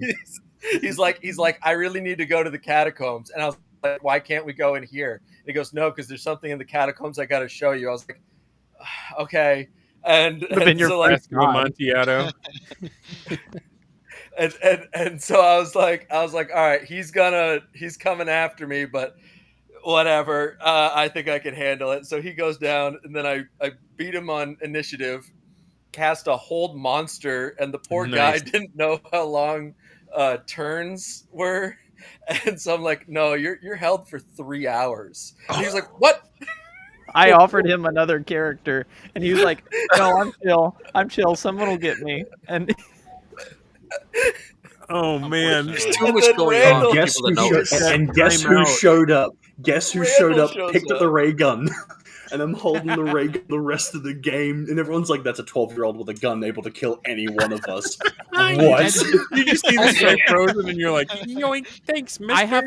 I have to applaud Wing's role playing on this because every time everyone would have that reaction of, God, that's a 12-year-old with a gun. I forget.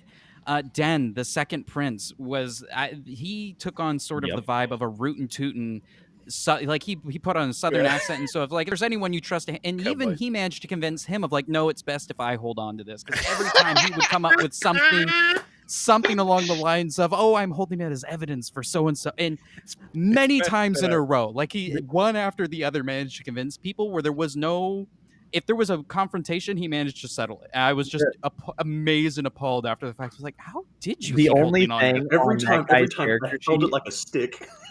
The only thing on that guy's character sheet for Din was that it started with "You are Clint Eastwood-esque," and it's like, you're a wizard with a gun. You know what to do. Oh yeah. I almost didn't even need to put goals on there because it's like you know exactly who you are. And the best part about the whole like ray gun and everything, Dan eventually was like, "Can I put it on safety, please? Because I know it's not on safety." And I was like, "How do you know it's not on safety?" Because of this click. And I'm like, "Oh, it's not on safety." Because I've been waving this thing around, finger not on the trigger, but I'm waving it around, pointing it up, pointing it down, and everyone's like, "That could put a hole in any one of us." It's a 12-year-old with a gun. But at the end of the day, everyone voted the man who owned the gun guilty, because if he tried to kill someone with a mundane ray gun, well, he doesn't deserve to be a part of us, including Clint Eastwood, the wizard with a gun himself, was like, "Yeah, using a gun's like weak sauce, dude." Yeah. What kind of a wimp uses a ray gun? Well, Xerxes had psionics too, so Foxy's whole thing was he was trying to say how he was being manipulated by somebody with psionics. So Xerxes was like, okay, well, since everyone's here, I'm going to detect psionics. And the only other person who was psionic was his character. So it just, his whole story fell in on himself like a house of cards. It was so good. That is so funny.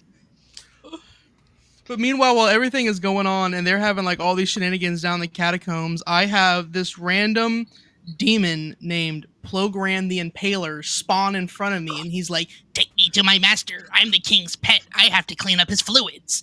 So I get, I go on this 5 to 10 minute just like side quest of trying to help him, and then 3 or 4 of the party's like, wait a minute, why are you trying to take him to the king? Like, I'm thinking I'm about to get involved in a duel because like my guy's drunk and he's trying to take this guy, and he's like, well, he says he's the king's pet, so I'm gonna take him where the king is. And they're like, well, if he's the king's pet, he should know where he is. I didn't think of it. Oh, yeah, and my character was just trying to vouch for him, but since my character is the lowest on the social class, they're like, nah, we won't listen to you, man. Dang it. Oh yeah. I guess a little bit of world building there. I forgot what I'm gonna call them Muggles because I can't remember what non-magic users what their names were. Noxus, that's right. The Noxus Muggles. So Noxus. there was sort of a class system where magic wielders were so far above Noxus that, mild context, you can't really use magic on other people in the palace. It's strictly forbidden. I tried. But, you totally listen to that. Yeah, unless it's in a sanctioned duel. So if a magic wielder would just walk out into the street around town and shoot a Noxus dead for, because they looked at them wrong, they would probably get away with it. And if anything, they might find some way for it to end up being justified. That's the level of classism, and I'll stick to calling it classism. There was in terms of mageocracy. I Yes, have a great story about how good was it Baron, the third prince, the guy playing third prince, Jorth? Oh, his yeah. role playing right at the beginning of the game. He's doing a great job. He immediately hops into character. He's talking, like mentioning stuff from setting the Noxus. He's doing stuff. And I'm trying to, while staying in character, like say, hey, I don't know anything you're talking about because I don't know anything about the setting. and so we kind of dropped character for a second, but like he didn't get what I was saying because he was so in character. He was doing a great job. And so I'm like, okay, well, I'm going to walk away before I make this, bring us too far out of character. And he comes back and he tries to bring... Yeah, he comes back, he tries to bring things up again, and then he finally realizes, he goes, oh, you're not part of the play group! Oh my goodness! What is he hiding? He's being really cagey. He doesn't want to tell me what's up. I don't know. He was doing a great job of role playing. He was just so into it, and I was just trying to be like, God, I don't know what these words are.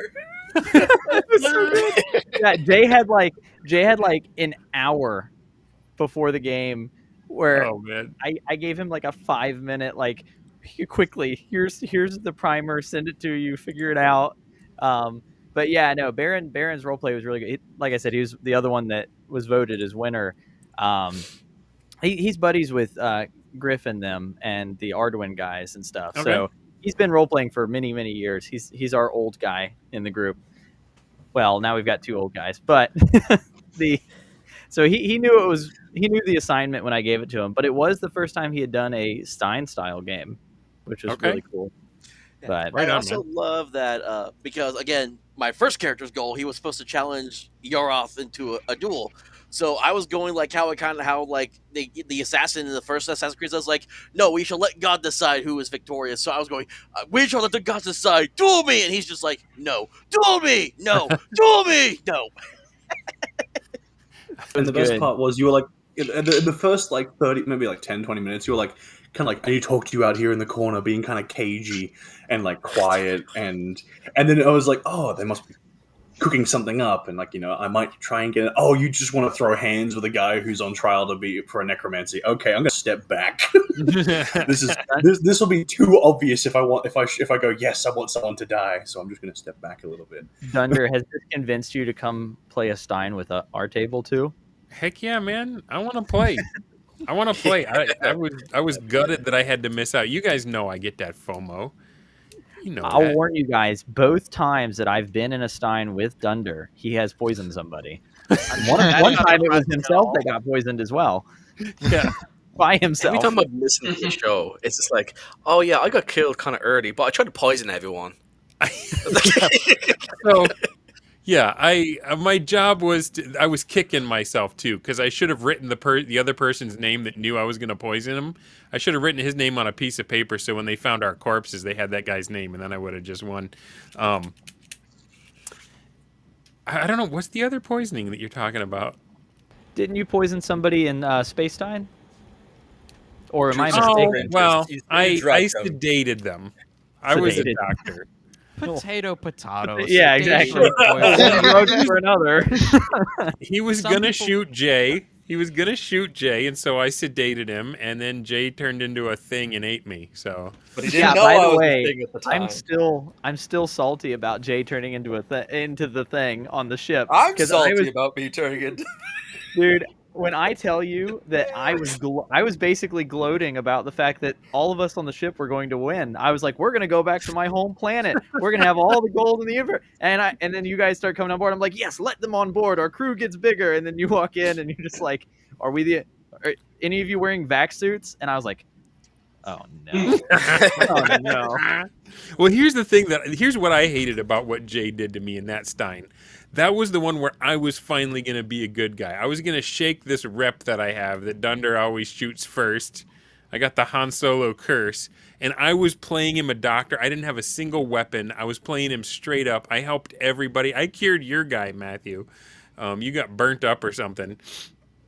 And I had almost done it, and then he turned me into a beast that all it can do is fool people and eat them. I was like, yep, here's good old Dunder Moose. Gonna shake hands with somebody and then monster out and eat them because that was my only goal after I got. That's on you, Jay. But Patty has an amazing question in the chat. And there's another one Michael asked, but let's get Patty's first. Patty asks, do you guys think Steins are for anyone, or do you think some people just aren't cut out for it? And I want to hear all of you. I mean, I'll go first. I think that if you want to just have a really fun time with your friends and it can go any way possible, then you should 100% try Stein. Try it, yeah. Woofin, what do you think? Is there a certain person that this would not work for? I think the only person this really wouldn't work for is someone who can get really caught up on rulings and really has to have a plan worked out as a technicality. Because sometimes I think a certain level of chaos, even if you did something, you kind of just have to let it pass because there's just not a way to add it in, right? Yeah. You got to be a team sport. Yeah, you gotta recognize this is a fun time for everybody. Don't add something else in here that's just gonna ruin the vibe. That's a great point. Because sometimes, like, you give the best instructions you know how, and the ref, who's juggling thousands of plates, keeping them all spinning, misunderstands something and communicates it, and you got to be like, okay, well, that's just what happened. You know, you can't, like, be like, nope, stop, everyone, go back. We're all going to go back an hour and do this again because that wasn't fair. The ref didn't get what I said. You know, it's like you can't be that kind of guy. You got to be like, okay, well, what the ref says is what actually happened and move on from there, right? And people that don't like role playing probably wouldn't like it. I mean, because that's what the entire game is. But yeah, if you're more of like a war gamer, you're not gonna enjoy it as much. But I will say, I've got to get you guys on for the Warstein because that is one that I think wargamers would like too. Sounds like Patty would be up for a Warstein. Let me not speak for you, bro, in the chat, but I know he's a wargamer. I got some secret sauce for it, but I'll share that later. But Baron did want to add. He messaged me. He said, "Thanks to everyone for allowing me not only to survive but gain rank because he's now the second prince."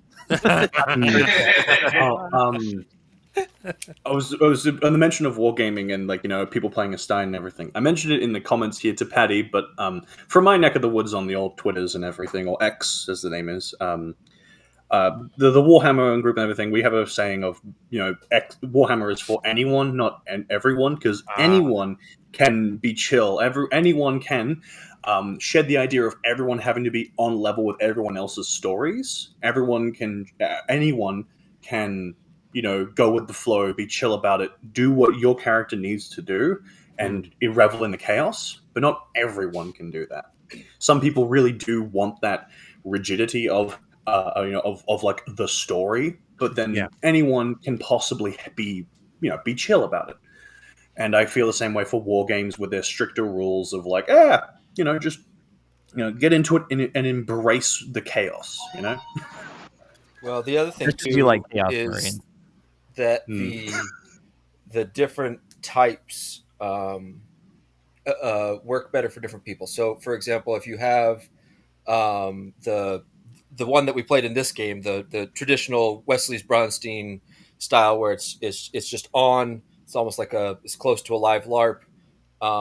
Yep. That for some people, they're very intelligent and they come up with great plans, but they're slow, maybe a little slower to come up. So if you were playing in a different type where it's more like Banania or as a play by post, they have the time to come up with all of these, but in the moment, the way they work, it might just not work for them to off the cuff improv kind of stuff, and so they might bounce off one style but do really well with the more play by post or turn based style. So that's the great thing, is you can take these concepts and apply them to multiple kinds of games. The method 1 2 3 stuff, and make it fit for different types of people. Right on. I think something that is honestly a huge boon for BarrowStein games and things like that, because bringing it back to people, not like to maybe even outside of people who play like tabletop RPGs and things like that, there's been a huge rise in social style games that sort of the players are what make the content. You cannot play these games alone. I mean, you could just name a few off the dome. Like, think your Among Us. Think like so many of these where the interactions between characters, even though there is quite a bit of structure, are what make them lasting and fun. And so I think the rise of those style of games has been a boon. As someone who's an outsider, because admittedly, this was my first BarrowStein. What do I know? Dude, you have played more Braunsteins than most of the D&D players out there just by playing this one. You are already in an elite few because you've done this. And you stole words right out of my mouth. I was going to just compare it to more like a party game. Just because like a werewolf. Yeah, because you're just socializing and doing light role play and just. I have a heavy suspicion that those games grew out of Braunstein play. So yeah, like the murder mystery party games. Yeah, they're all. Well, I was actually killed in a How to Host a Murder game. It was when I was in a young married Sunday school class at my church. And, none of us had kids yet, so we were all still cool and we could go anywhere we wanted, do whatever we felt like it all the time. And so we put together this thing. This one couple hosted it at their house, and my character was he was a rock and roller. So I came with the red pants and the leather jacket, and I was in costume, and I was all like, I tried to do a mohawk, but even back then I had enough of a bald spot that it just looked like a shark fin. But anyway. There was a married couple, and they were the FBI agents, and they were questioning everyone trying to solve the murder. And kind of like the situation you were explaining, Jay, they put me on knowing something that I just didn't know. And I was just trying to get out of the conversation and move on and go after my own goals. And they were like, he's not telling us stuff. And there was a rule in the game. If you got killed, then you came back as a police officer and you helped the FBI's solve the puzzle, right? So we get in a room by themselves. It's just me and this dude's wife. I knew her forever. She just short little cute lady. She just looks up at me and then she just draws her finger across my throat. She's like, I just killed you. And I'm like, what? And she's like, yeah, I've just killed you and we're going to hide your body. And now you got to come back as one of us and share all your notes. And so I did. I was like, okay, I still had red pants on, which didn't really work for a police officer, but I took the leather jacket off and combed my hair down. brown pants. And I showed him all my notes, and I was like, I literally told you everything I knew. And she was like, oh, crap. And so now we've got a murderous FBI agent in the house. And that was not a Braunstein. That was not D&D. That was just couples playing How to Host a Murder. Like this stuff, yeah. All it is How to Host a Murder with a conflict resolution mechanic or two. But Henry, I haven't heard from you. I haven't heard from Ultra, and I haven't heard from Kiara. What do you think? Are there people that you're like, you know what? I probably wouldn't invite them to play this, or are you like, anybody can have fun with this? Let's see. There are a few people, mostly those who are unwilling to attempt role playing, or those who just really can't socialize and or get into how should I phrase it?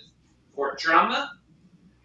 Basically, just who done it, or oh my gosh, so and so did this. If you're more of an action person.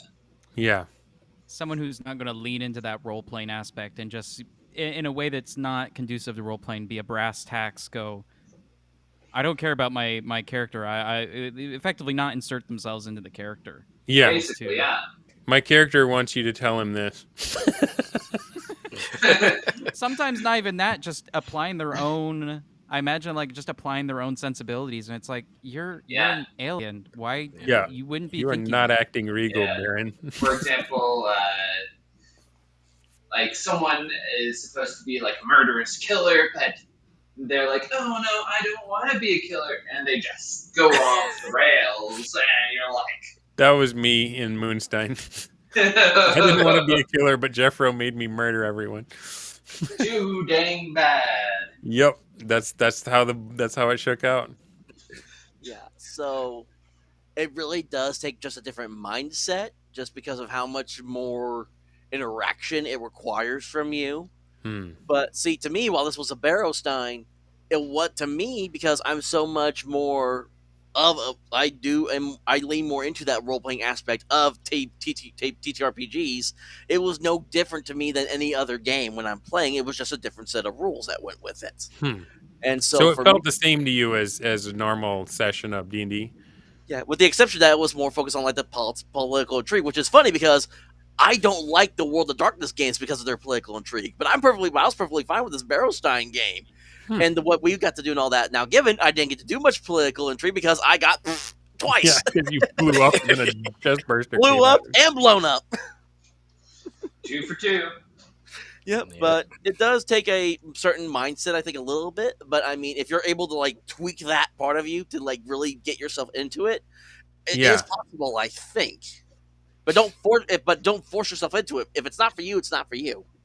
Well, because like I feel like a lot of people that haven't played this would say that they'd be surprised that there'd be as much role play as there is, right? Like that they would be like, well, this is because you've stripped away a bunch of rules and a bunch of D&D from it, and it's just a bunch of people. I mean, you have stats and all, but you're not going into a dungeon. There's no monsters other than the people that are across the table from you. We were the monsters, just to each other. Yeah. Anything find out some? Yeah. So, as far as who probably wouldn't like it, I would say most people would. You just need to drop the main character syndrome, because, like I said earlier, we're all being little cogs, and we don't know where we're placed, and we're all playing off each other, And like the first 30, 40 minutes, I was trying to figure things out a little bit for myself, like trying to figure out my character a little bit. And I was kind of I ended up getting the information about what people are doing, how they're acting. I was like, okay, I'm not going to be able. I figured pretty early I wasn't able to do 1 and 3 of my goals, so I'll just start focusing on the second one. So I kind of played into the character of being this super loyal guy who's in control of the entire military. So you just need to be objective about your character. Drop your main character syndrome. That's not going to make it fun. You're just going to be miserable if you do that. Yeah. Just go with the flow, basically. Look at your character sheet, try and play within that as best you can, and relax, have a bit of fun. Right on, man. Well, we got $10 from Michael Dale. Thank you for the support, bro. Michael says, thanks for doing these streams, Dunder. Aside from word of mouth by other Steiners, you might be the next most important progenitor of the Stein Revolution, even if you're cheaping out on free VMUX. First of all, guilty. Second of all, I am not a progenitor of anything. I am just the luckiest dude in gaming who gets to be in the room with these geniuses. And because I am privy to the stuff they are doing, it is my privilege to try to bring it to you guys. because I remember what it was like being on the outside, scratching my head, looking in and wondering. So thank you guys for all being with me on this journey. Thanks to everyone on this screen for sharing their experience, and everyone who's watching along, especially Vic Sicily, who says, I'm currently trying to put together a framework for a Steen to try with my friends and family. I'm excited, but man, I'm already feeling overwhelmed. You're on the right path, man. Matt, do you got some words for Vic? Yeah, I it's like a page of notes and then the paragraphs for the character sheets. Don't feel too overwhelmed because once it starts, it's going to run itself. Like I said, during the game, I had a couple drinks and ate a sandwich while I just watched chaos happen. Yeah. To be honest, it sounds like a great beginner ref job. Yeah, I'd say it would be good for beginner referees, actually. Whoa! Time out. You're saying people who've never played the game before should start with nuclear bombs and demons and dragon? Yes, of course. If you grabbed the Barons of BarrowStein, or just an easy system that doesn't need even the Barrows and Borderlands, OD, whatever system that you like that the players can run on their own without a referee, then you're good to go. I mean, they're going to know how to fight each other, so you don't have to step in and help them all the time. You'll have to pop in every once in a while because they'll be like, oh my God, what do I do? Yeah. But other than that, I mean, yeah, it does kind of run itself. So if it is your first time running a game, it's so much less prep.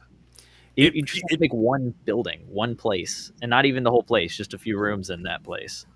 Now, I haven't ever DM'd one, but I have played in a ton of them. And it seems to me like it feels like being on the roller coaster and just throwing your hands up at the top of the hill, right? And then, you know what my notes were for the kitchen? Kitchen. Yeah.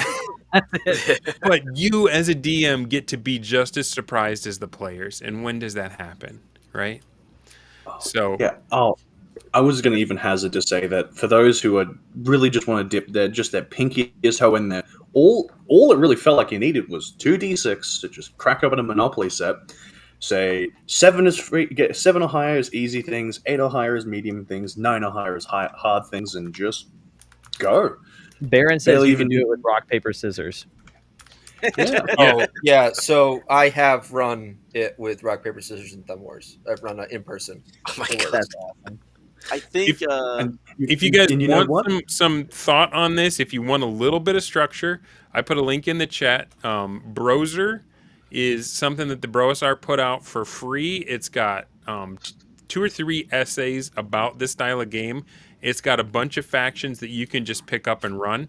And one of the factions, the Cavemen, has a mini BarrowStein built in where you could just run a small one with just the cave people in the Caveman faction. And it's free on drivethrurpg.com. If you buy it on Amazon, the only thing you're going to pay is just the actual cost to print and bind and ship it.